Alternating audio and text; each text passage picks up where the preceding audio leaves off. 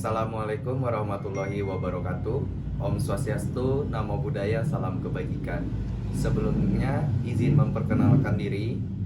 Nama saya Paris Topik dengan NIM 5111201087 dan ada rekan saya bernama Muhammad Rizik Rahmatullah dengan NIM belakang 130 dan ada juga Amanullah Zen dengan NIM akhir 124. Seiring dengan berkembangnya teknologi, perilaku konsumen dalam berbelanja juga mengalami perubahan yang signifikan.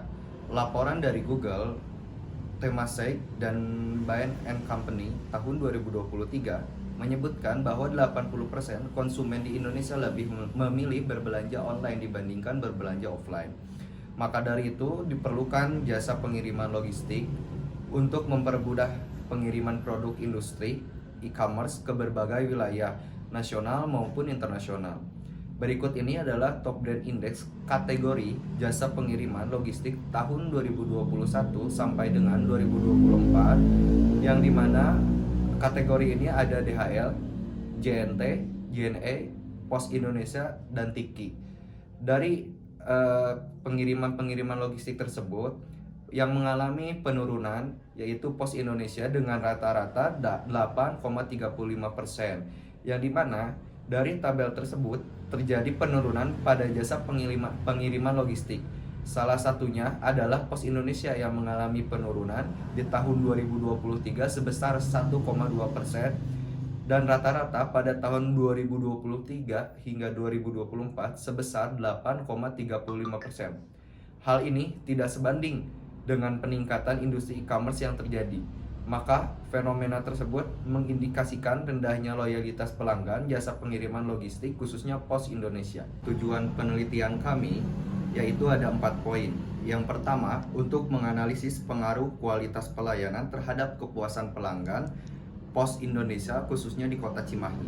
Lalu yang kedua, ada untuk menganalisis pengaruh kualitas pelayanan terhadap loyalitas pelanggan Pos Indonesia di Kota Cimahi. Yang berikutnya, nomor 3, untuk menganalisis pengaruh kepuasan pelanggan terhadap loyalitas pelanggan Pos Indonesia di Kota Cimahi. Yang berikutnya juga, yang keempat, untuk menganalisis kekuatan pelanggan dalam memediasi pengaruh kualitas pelayanan terhadap loyalitas pelanggan Pos Indonesia di Kota Cimahi. Di sini ada landasan teori. Yang pertama, menurut Martin dan Hamali tahun 2020 menjelaskan bahwa kualitas layanan adalah suatu pengukuran seberapa baik pelayanan itu diberikan oleh perusahaan yang sesuai dengan keinginan pelanggan atau konsumen. Lalu berikutnya, menurut Satria dan Diah Astarini tahun 2023, loyalitas adalah komitmen guna melaksanakan pembelian ataupun memakai lagi produk yang disenangi di masa mendatang atau masa yang akan datang. Berikutnya, menurut Dina dan Rini tahun 2020, kepuasan adalah sebagai keyakinan yang berkembang sebagai hasil dari kenyataan yang kontras dengan harapan. Di sini, saya pun akan menjelaskan mengenai tentang metode penelitian. Yang pertama, metode penelitian. Penelitian ini menggunakan pendekatan kuantitatif. Lalu ada teknik analisis data, analisis deskriptif kualitatif, dan analisis kuantitatif. Berikutnya, ada populasi, yang dimana adapun untuk penentuan jumlah sampel dalam penelitian ditetapkan sebanyak 90 orang dan telah melebihi batas minimal jumlah sampel mengacu pada gagasan yang dikemukakan oleh Roscoe tahun 1975 yang didukung oleh Sekaran dan Bogi tahun 2017. Teknik pengumpulan data pada penelitian ini direncanakan akan menggunakan strategi survei dengan instrumen kuesioner berdasarkan indikator dari tabel operasional variabel. Berikutnya, saya akan menjelaskan mengenai analisis deskriptif. Di sini ada uji normalitas. Uji normalitas bertujuan untuk menguji apakah model regresi nilai residual memiliki distribusi normal atau tidak menurut Ghazali tahun 2013. Analisis deskriptif. Di sini ada tabel interval skor variabel kualitas pelayanan. Dari mulai angka mutu 1 hingga 1,80 memiliki arti sangat buruk. Begitupun berlaku hingga angka tersebut semakin besar menunjukkan sangat baik, dan itu berlaku untuk semuanya.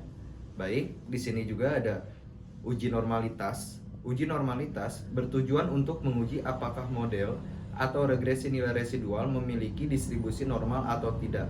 Menurut Ghazali 2013, tahun 2013. Uji normalitas dalam penelitian ini menggunakan metode Kolmogorov-Smirnov dengan alfa ditetapkan sebesar 5%.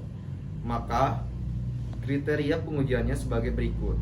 1. Jika signifikansi atau sig kurang dari 0,0,5, maka data berdistribusi normal.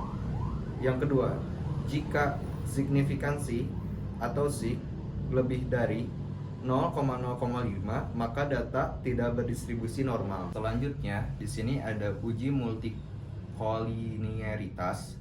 Menurut sekarang Bogi tahun 2017, multikolinearitas bertujuan untuk menguji apakah pada model regresi ditemukan adanya korelasi antar dua atau lebih variabel independen.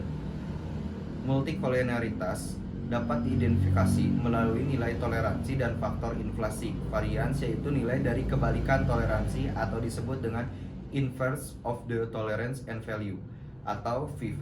Nilai tolerance yang rendah sama dengan nilai VIV yang tinggi. Maka kriteria pengujiannya adalah sebagai berikut.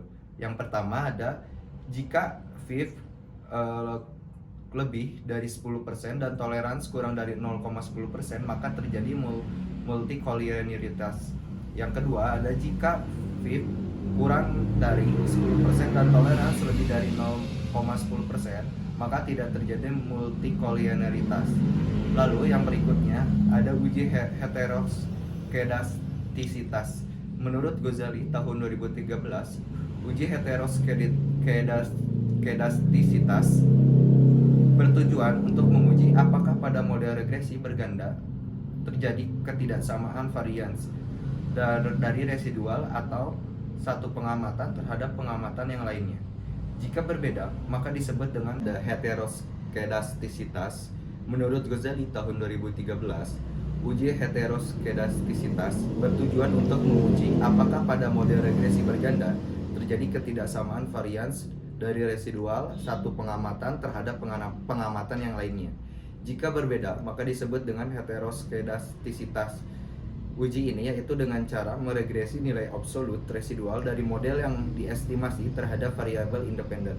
Namun, jika tidak terdapat satupun variabel independen yang berpengaruh signifikan terhadap nilai absolut residual atau nilai signifikannya berada di atas 5%, maka kondisi menunjukkan tidak terjadinya heteroskedastisitas. Hipotesis yang pertama, pengaruh kualitas pelayanan yang ditandai dengan X terhadap kepuasan pelanggan yang ditandai dengan Y. Lalu yang kedua, ada pengaruh kualitas pelayanan yang ditandai dengan X terhadap loyalitas pelanggan yang ditandai dengan Z. Yang berikutnya, ada pengaruh kepuasan pelanggan yang ditandai dengan Y terhadap loyalitas pelanggan yang ditandai dengan Z. Yang berikutnya juga, pengaruh kualitas pelayanan yang ditandai dengan X terhadap loyalitas pelanggan yang ditandai dengan Z, dan juga yang dimediasi kepuasan pelanggan yang ditandai Y. Akhir ada kesimpulan. Berdasarkan hasil penelitian dan pembahasan yang telah diuraikan, maka dapat disimpulkan hasil dari penelitian ini yaitu sebagai berikut. Yang pertama, kualitas pelayanan berpengaruh positif dan signifikan terhadap kepuasan pelanggan Pos Indonesia di Kota Cimahi. Lalu, yang kedua, ada kualitas pelayanan berpengaruh positif dan signifikan terhadap loyalitas pelanggan Pos Indonesia di Kota Cimahi. Yang ketiga, ada kepuasan pelanggan berpengaruh positif dan signifikan terhadap loyalitas pelanggan Pos Indonesia di Kota Cimahi. Lalu, yang terakhir, ada kepuasan pelanggan mampu memediasi pengaruh kualitas pelayanan terhadap loyalitas pelanggan Pos Indonesia di Kota Cimahi. Baik, sekian pemaparan yang bisa saya sampaikan. Wabillahi taufiq walhidayah. Wassalamualaikum warahmatullahi wabarakatuh.